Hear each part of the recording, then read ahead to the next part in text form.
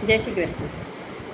आपको ये धागे में मोती कैसे, ये मोती इसमें कैसे डालने का है वो बताती हूँ, आपको सिखाती हूँ। तो देखिए आप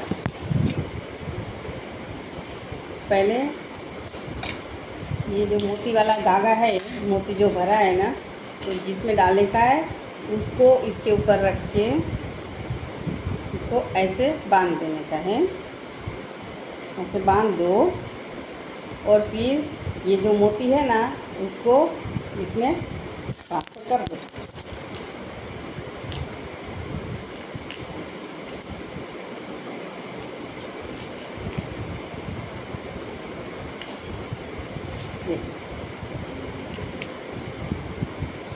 देखो हो गया अपना।